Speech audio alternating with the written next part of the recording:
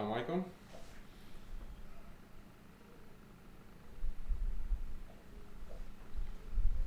Yes, I am live. Hope everyone can hear okay. Let me get this mic. Okay. So, Bismillah. Should be on both YouTube and Facebook live, inshallah. Sorry for the time delay. We had some issues on my end, technical difficulties. Had to set up this stream.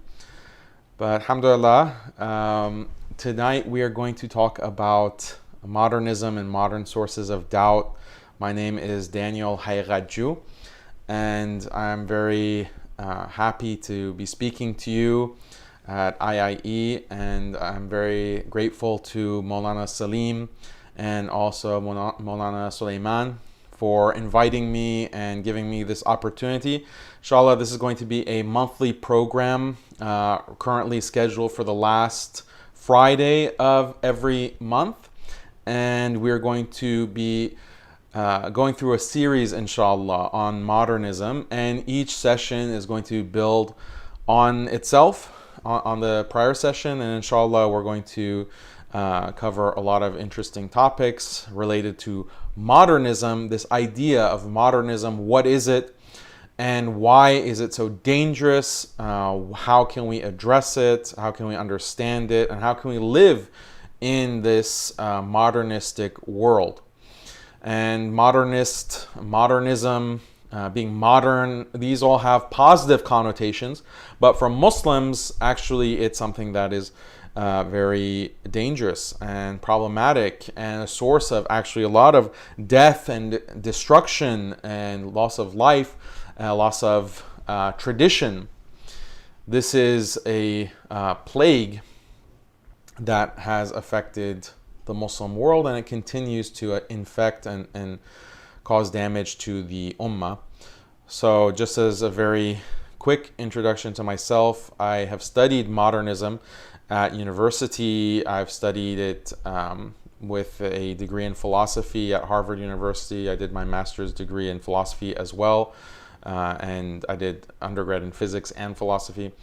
And since about 2011, I've been writing publicly about modernism. And really everything that I try to address in my writing and my speaking, my lectures, is around and related to modernism. It's all related. So when you have secularism, liberalism, feminism, these all fall under the heading of modernism. And when we ask the question, what are modern sources of doubt? Essentially, what are the usul? What's the asl of the doubts that Muslims have today? If a Muslim comes and asks, why do women have to wear the hijab in Islam but men do not? In fact, why is there double the inheritance for males as opposed to females when it comes to inheritance as described in the Quran? Why in general are there different rules and regulations for males versus females in Islam? Questions like, how do we understand, how can we prove that God exists? All of these doubts related to atheism. These doubts are actually all related. They're all related in the sense that they come from the same roots. They come from the same branch, basically. So these kinds of problems are related, and so to address them, you have to address the source. And the analogy that I use is if you have a fire that crops up in the kitchen, and then you have a fire that crops up in the living room, and then you have a fire that crops up in the backyard or the bathroom. You might think, oh, well, we have to go put out one fire, then I have to go put out the other fire, then I have to go put out the other fire, and you don't really know the source. And that's very time consuming, and it can be very dangerous because you're not necessarily going to be able to adequately address every single fire that's coming. But if you understand the source, like, oh, maybe this is an electrical problem, and that's the wiring in the house is what's causing all of these fires, then you can address the electrical problem. You can address the actual root cause of those fires, and then no fires will come from there again. And you'll be prepared in the future, right? If there are any other fires, you know what the source was, and then you can diagnose the problem and address it in a very compelling and satisfactory way. So this is our approach to doubts as well. When we understand where these doubts are coming from, how they're all part of the same overarching problem, then we can address it more systematically, and we can address it in a more compelling way, a stronger way, and we can anticipate doubts that might come in the future and have an ability to address them before they cause damage to people's iman. So this is why we talk about the sources of doubt, and the prime source is modernism. Modernism is the prime source of doubt. So I remember actually a talk that I gave several years ago at a masjid, and at that talk I asked the community members who were attending if they believe that Islam is a way of life, a complete holistic way of life. And I told them, just raise your hand if you think that Islam is a complete way of life. And everyone raised their hand. And they said, yes, Islam is a complete way of life. And I asked, okay, how many of you think that Islam should be the criteria by which laws are based? Our laws and government, our system of governance should be based on Islam and what Islam says. Then there weren't as many people. In fact, it seemed like only half of people raised their hands affirmatively for that. So isn't that a contradiction? Doesn't that contradict? Like, you think that Islam is a holistic way of life, but you do not accept that this holistic way of life of Islam should guide governmental decisions or public policy, or how do we set up the economy, or how do we understand relationships between people, between members of a community, between members of a society, within families. Should Islam be the guidance that we first and foremost look to when we want to understand how to raise our children? If Islam is this holistic way of life, and Allah has completed the deen and selected for us and for all of humanity the deen of Islam, then it should have guidance for all of these aspects of life, all of these areas of human existence. So how can it be for Muslims to acknowledge that yes, Islam is a holistic, complete way of life, but then they waffle? Okay? They waffle when it comes to these actual areas of human life. Some Muslims waffle in that way. Why? What is causing that contradiction? And unfortunately, we see this in the Muslim community, but this is not just limited to Muslims. We see in other communities as well. When it comes to other religions, you have people who call themselves Christian, or they'll call themselves Jew or Hindu or Buddhist or atheist. And they will say that, yes, I believe in these things. This is my aqidah per se. But when it comes to these areas of life, no, we appeal to psychology, we appeal to political science, we appeal to economics, we appeal to certain liberal values and principles, we appeal to critical race theory, we appeal to decolonization theory. That's what's providing the guidance. Okay? They won't necessarily say that this is guidance, but they'll say this is how we understand the way that the world is, the way that the world works, how human beings should treat each other and behave. That's their understanding. So really the label that is there, the label that I'm a Christian or I am a Jew or I am a Muslim, But the heart and the mind is really operating on a different set of assumptions. It's operating on the set of a different religion. It's operating on the basis of a different ideology or conception of right and wrong. Different conception of what the universe is, what life is, what our situation as human beings is. If we accept that Islam is a holistic way of life, then we accept that Allah and His Messenger sallallahu alaihi wasallam have answered all of these questions about who we are. Okay, we're insan, we're human beings. Why are we here? We haven't been created except to worship Allah. Where are we going? We're going to death, and then there's going to be the barzakh, then there's in the qabr, then we're going to go to be judged on Yawm al-Qiyamah. Okay? What exists? Allah exists. Then the creation exists. The throne, al-arsh, exists. The malaika exist. The pen and the tablet, al-lawh al-mahfuz, exist. Okay, it's important to know what exists. When you understand what exists, then you understand your place in the larger creation. Okay, when you understand yourself and your limited position as a slave, a creation, then you understand that you have to worship the Creator. You have to worship the Creator, Allah. So these are very important questions that Islam provides the answers to. But if you don't accept Islam and you have done kufr, you'll go to other ideologies to provide answers. Atheism provides answers. Christianity provides answers. Judaism provides answers. And modernism provides answers. Modernism provides the answers that the majority of people in the world will go to.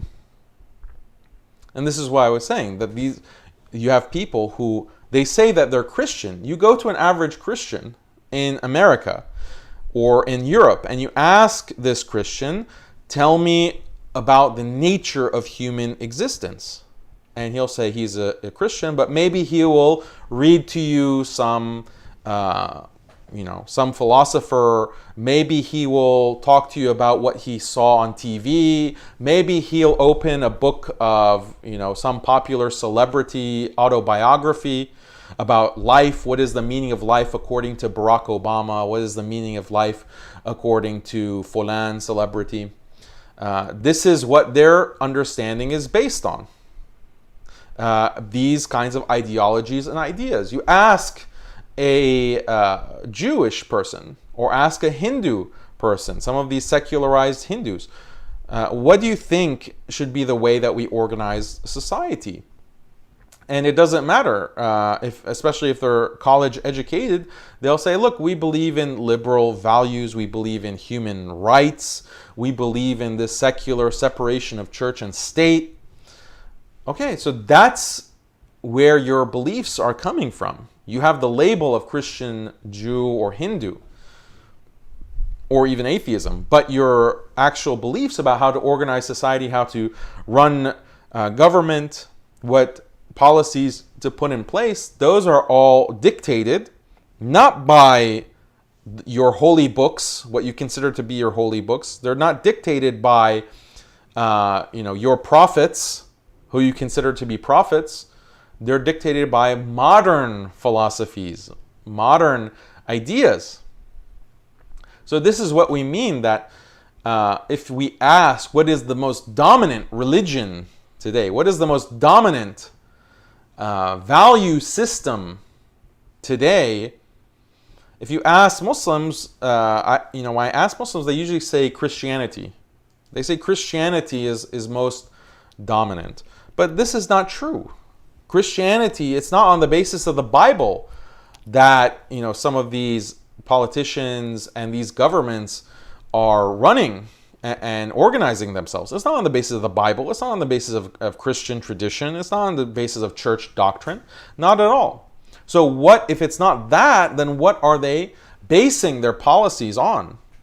What are they basing all of their organization on, and how they're running society? When you ask the question of what is right or wrong, what is truly good? What is truly good and what is truly evil? You ask someone like a young person today, they might say, yeah, I'm a Christian or whatever, but I think what is truly evil is, mansplaining. Or what I think is truly evil is the patriarchy. And what I think is truly good is equality of the genders. And what I think is truly good is making sure that LGBT has the rights that they deserve. This is what goodness means. And preventing that is what is evil. So what religion is that? That's not Christianity. It's not Judaism. It's not Hinduism. It's not Islam for sure. It's modernism. Modernism is this overarching religion, this overarching ideology. It's a religion that doesn't have the name of religion. And that's what's a problem with the English word religion. The English word religion has this connotation that it means a scriptural, traditional system of beliefs like Christianity, Judaism, Islam, Hinduism, Buddhism, Jainism, Sikhism, etc. That's what religion is. But people don't associate ideologies or philosophies with religion. So we have to expand, or we have to move away from this word religion and instead look at a better term. And we know that deen, when we say that Islam is a way of life and we say it's a deen in the holistic sense, then what other adyan, what other deens are there? And modernism is exactly this kind of deen, this kind of way of life, the modern way of life. So this is how we have to just frame it and conceptualize it. And we don't have to use the word religion. One word that I often use in my courses is paradigm. The modernist paradigm versus the Islamic paradigm. You compare them. They have overlap in some areas, but they have major distinctions between the Islamic paradigm and the modernist paradigm. According to the Islamic paradigm, our source of guidance is Allah and His Messenger sallallahu alaihi wasallam, and the Islamic tradition, and the ulama, who are the inheritors of the prophets. These are the sources of guidance. But when it comes to the modernist paradigm, you have other sources of values, people's feelings, feminist doctrine, anything that is new and updated. There are many different intellectual movements, trends at any given time. So these things are always changing. And that's what really modernism is all about. Another way that we can understand it is when in the Quran, Allah is mentioning in Surah Al-Jathiyah, and Allah is saying, have you not seen the one who takes for his God, his desires? For his God, his desires. So this is very profound, because his desires, or his ahwa, his hawa, if you look at the tafsir of this ayah in Surah Al-Jathiyah, you can look at Tabari or you can look at Qurtubi. The Mufassirun say that there is an example of what this ayah is referring to, of the Quraysh who used to worship different stones. Okay, and Al-Uzza, the idol Uzza, was made of white stone. And what was observed amongst the mushrikeen were that if they're worshiping one particular stone, and then they saw another stone they can't come across another stone and it looks better, it's shinier, or it looks like it's more valuable. Then they throw their idol, the previous stone, they throw it away, and then they start worshiping the new idol. And so the commentators are, this example is mentioned in both Tabari and Qurtubi, that this is how what is appealing to them, they take as an idol, literally. So that's one understanding of this ayah, but there are other understandings as well, and you can also read in Ma'rif al-Quran, the contemporary tafsir, where it's also mentioned that people who are worshipping their desires, it doesn't mean that they will admit that this desire that I have, or the hawa that I have, is literally a god. They won't necessarily recognize that this is literally a god, but to worship it means to obey. You obey your hawa, your whims and your prejudices, caprice. These are the types of words that hawa can be translated as. It's a very comprehensive and profound term and concept, but it's usually translated as desire, it can be translated as whim, it can be translated as prejudice. And then another scholar, Imam Mawardi, says that the ahwa or hawa can refer to ara or i'tiqadat. I'tiqadat meaning beliefs or opinions, views.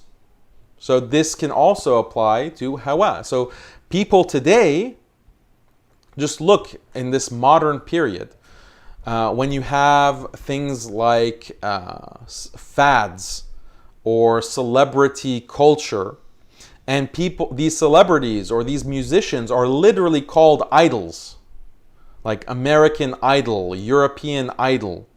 Okay, they're literally called idols, and people are following them. They're following them and they're obeying them and they're mimicking them in their behavior, right? So this can be seen as hawa. And the crazy nature of it is that these celebrities, one person is popular today and then the next day someone else is popular. The next week, the next month, someone new comes, someone more exciting. So just like the mushrikeen, just like the Quraysh that's being mentioned here, that they see someone that's better or someone who is different, and then they throw the old one away and they go to the new. They go to the new. They go to the new. What's the latest and the greatest? This is exactly what modernism is.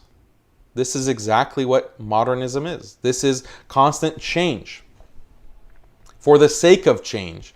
Constant updating for the sake of updating. And it's not just with celebrities. You also find it when it comes to consumerism. People will buy a product and then something new will come and they have to go get the new product. And sometimes they'll change their entire lives around that product. Okay? You buy a new laptop, but that laptop won't sync with your phone, so you have to get a new phone, but that phone won't sync with your TV, so you have to get a new TV. And the phone also won't sync with the car that you have, so maybe you need to update your car. And this kind of consumerism is just constantly, you have to update, you have to continue to buy and spend your money in pursuit of what? These are ahwa. Consumerism, popular media, popular music, popular culture, intellectual movements that we mentioned. Okay, there are certain ideas that are popular one day, and then they go out of fashion, and they get thrown out. Something else is appealing. So when you look at the tafsir, the contrast that's being made, or even just looking at the Quran, hawa is always contrasted with ilm. Hawa is always contrasted with ilm and huda, and guidance, knowledge and guidance. And this is something that I've experienced, maybe you've experienced it too, talking to different people, different, quote unquote intellectuals. And they'll say interesting things. They'll say that, oh, I was reading Karl Marx, the communist, and yeah, I think that he makes some really, really good points, some really interesting points. I think I'm going to be a Marxist. Oh, but now I'm reading some post-structuralists, and they're raising some very valid and interesting points. I think there's a lot to benefit from with this philosophy. And then the next week it's something else. The next month it's something else. And they're kind of very promiscuous when it comes to their interests, intellectual interests. And it's a certain type of personality. But is this person really looking for guidance? Is this person really looking for the truth? Or is he just following dhann? Is he just following hawa? Is he just following what appeals to his limited mind that is not on anything, it's not upon anything? So this is, like being in the wind, like being in the air, hawa. Okay, that this is a related term. Means it's not anchored to anything. It's just floating. It just goes with the wind. Wherever the wind takes him, he goes. So even when it comes to intellectual movements, you find this desire being first and foremost. Desire, ahwa, whims. And that's all what these ideologies are. Modernism as a whole, okay, is this idea of continuous updating. But feminism, if you think, as some of these feminists express, that why is it the case that in the Quran Allah uses the masculine pronoun instead of the feminine pronoun? Allah says, to refer to himself, Allah says huwa instead of hiya. Masculine huwa instead of feminine hiya. Why? That's unfair. Allah, we know that Allah doesn't have a gender, so we should be fine using the feminine pronoun for Allah. And you have some politicians, most notably a recent politician, Rashida Tlaib of Michigan, who claims to be a Muslim, but she's on record when she was interviewed about misogyny in Islam. She said, my Allah is a she. My Allah is a she, like with full conviction. So, a'udhu billah. This is the type of mentality. This is just pure hawa. You have taken as your gods, your own ahwa. All of these ideologies, all of these philosophies. So let's talk more about some of the characteristics of modernism. And the organizers said I can go for 15 minutes since we started late. So I'll try to wrap it up, inshallah. When we look at modernism, what are some characteristics? What are some characteristics of this overall religion? Well, first of all, let's talk about its history. It began in the 16th century of European history. And it began, this is when historians generally say, in the 16th century, after the Protestant Reformation. So there was conflict between the Catholic Church and the Protestants. And the Protestants broke off, and they said, we're done with this corrupt Catholic Church that is taking advantage of Christians. We have our own interpretation of the Bible. We have our own methodology for understanding the Word of God and how to live as Christians. And we don't need this Catholic tradition. It's just a source of corruption. So this was the beginning of a lot of wars, a lot of bloodshed between Protestants and Catholics. And what it ended up doing, according to the standard narrative of history, is that Christians in Europe in particular became disenchanted with the Bible, because the Bible is the source of so much conflict. And the Bible is so difficult to interpret. You have so many different interpretations. The Catholic scholars are ripping into the Protestant interpretation, and the Protestant scholars are ripping into the Catholic interpretation of the Bible, and it's causing chaos. And then the average Christian saying that, look, the Bible is not a source of guidance. The Bible is not a source of peace and harmony and organization. It's just a source of conflict and death and destruction. And to top it off, no one can really understand what it means. So there are a lot of lessons that we can learn from this disenchantment that Christians had with their books. And it all started when they cut themselves off from the tradition. They cut themselves off from the Christian Catholic tradition. And obviously the Catholic tradition was corrupt from very early on. Very shortly after Isa alayhi salam passed away, or was raised, I should say, was raised by Allah and saved by Allah. And he'll return, inshallah, in the end of times. But the Catholic tradition was corrupted. But even that corrupted tradition, they abandoned it with the Protestant Reformation in the 16th century.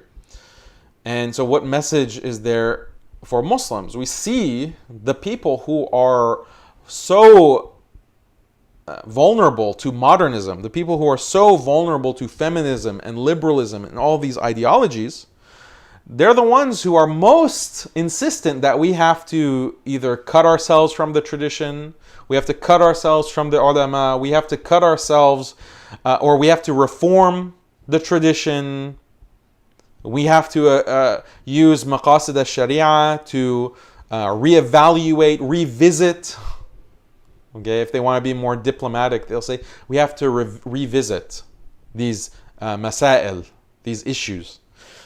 So those are the people who are unanchored. They're the ones who are floating. They're the ones who, wherever the winds of modernism takes them, they will be vulnerable to float in that direction, away from the grounding and the firm basis of ilm and huda, and guidance, knowledge and guidance. This is a sign for us when we look at the history of these other, of Ahlul Kitab specifically.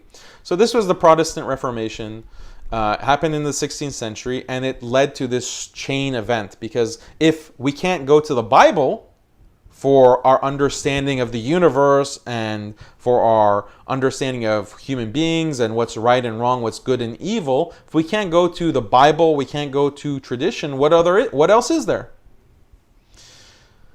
And their understanding was that we have to go to the human mind, what they considered wrongly to think of as human reason. We have to use human reason, and we have to use science, we have to use rationalism, we have to use empiricism, and this is how we can answer all of these important questions about life. This is how we can organize society, by exercising the mind, by using these kinds of scientific methods. Science has the answer to what is right and wrong. This was their answer, but what they quickly realized is that, none of us agree. There is just all of this very deep, heated ikhtilaf, disagreement between different philosophers, different scientists. And if we're honest with ourselves, as a civilization, European civilization, if we're honest with ourselves, we can't say that we have one coherent philosophy, one coherent system of belief. It's just a hodgepodge of all of these different ideas and views and philosophies. And plus, they're constantly changing. What is considered correct today is overturned tomorrow. Even in science, okay? We were following a kind of Platonic physics. Then we adopted Aristotelian mechanics or dynamics. Then we realized that that's not really correct. Maybe a Cartesian system, a Cartesian understanding of motion That's how we can understand the way that the universe works and moves and how the stars and planets move. We're using a Cartesian understanding. And then Isaac Newton comes in, no. Cartesianism is completely false and irrational.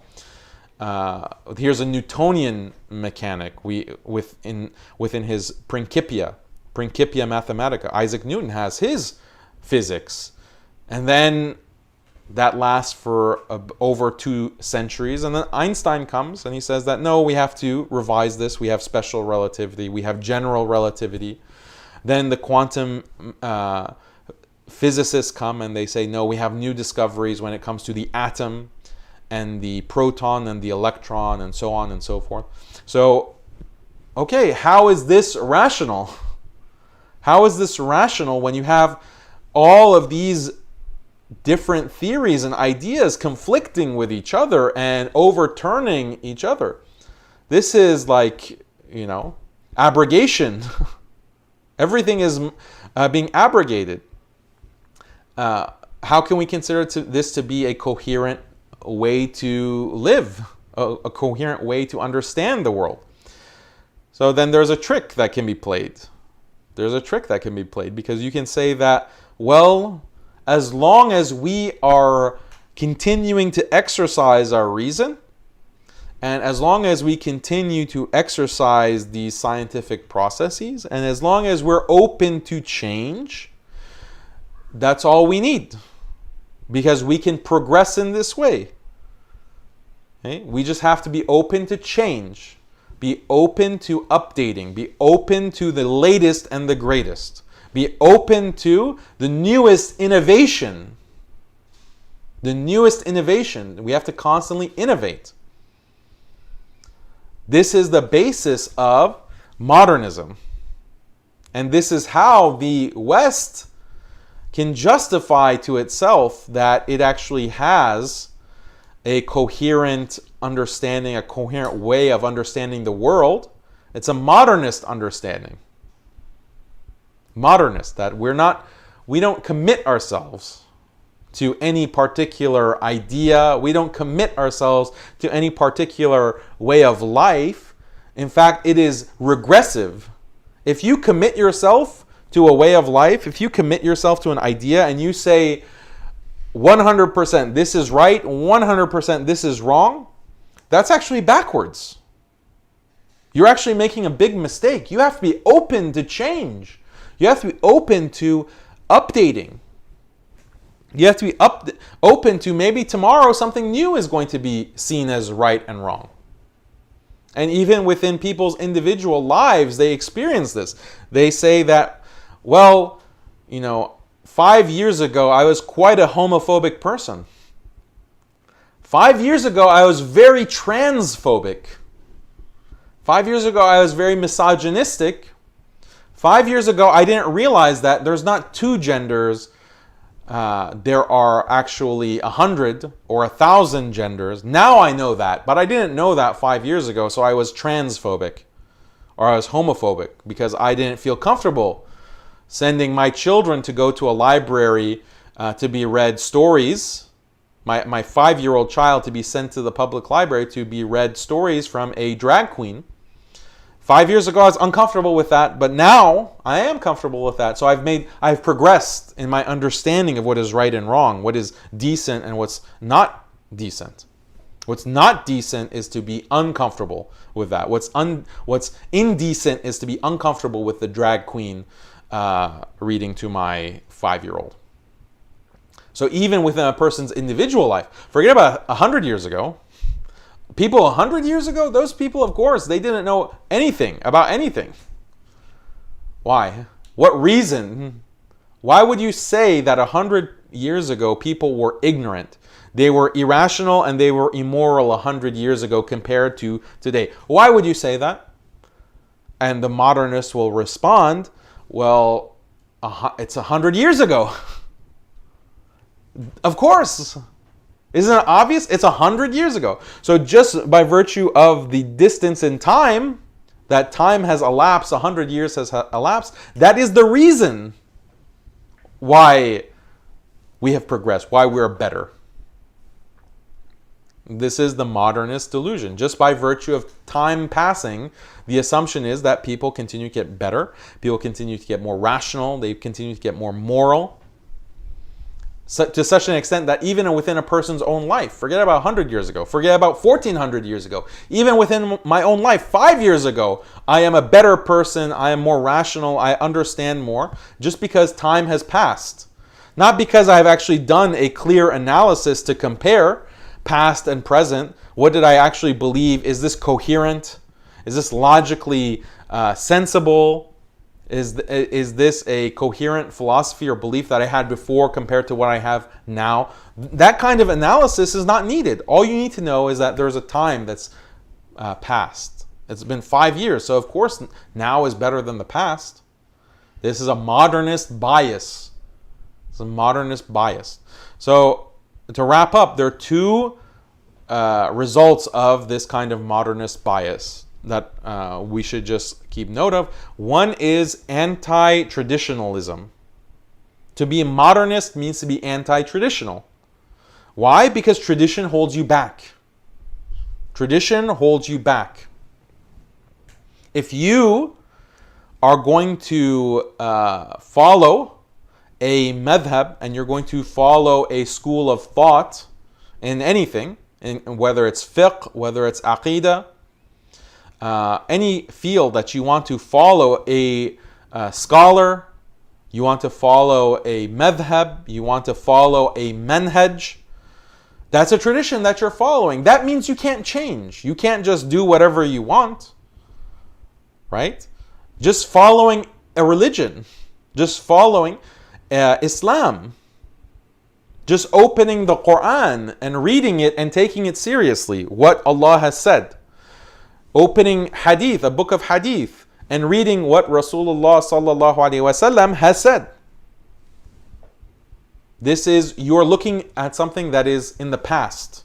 You are looking at something that is coming from the past, and that is going to restrict you from being able to think freely, to innovate freely, to do as you wish, and to have full choice, full options. And just because of that, you're going to fall behind. The rest of the world is going to advance and progress, and you're going to be stuck, chained, because of this tradition that you're holding on to. Let it go. Just let it go. You need to innovate. You need to progress. What side of history are you on? What side of history are you on? If you're holding on to a tradition, you're on the wrong side of history.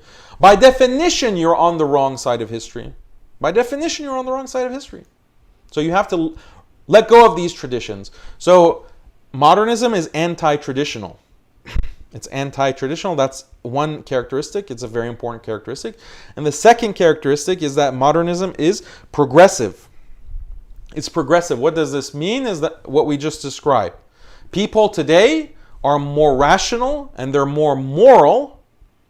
Their ethics are better now than they were 5 years ago, 10 years ago, 50 years ago, 100 years ago, 1,000 years ago.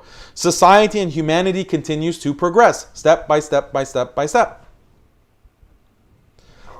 Purely by the passage of time and letting go of all religions and letting go of all traditions, people will advance and they will become better, they'll become smarter, they'll become more moral and ethical. This is progressivism. So what if you look at the timeline of human history, it's going like this. Up, up, up, up, up. So imagine the sources of doubt.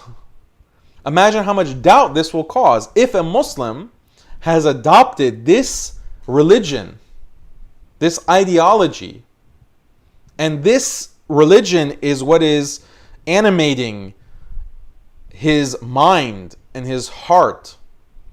These assumptions that are being pounded into his brain by his entire environment. If modernism is what is in his brain, then of course he's going to have doubts.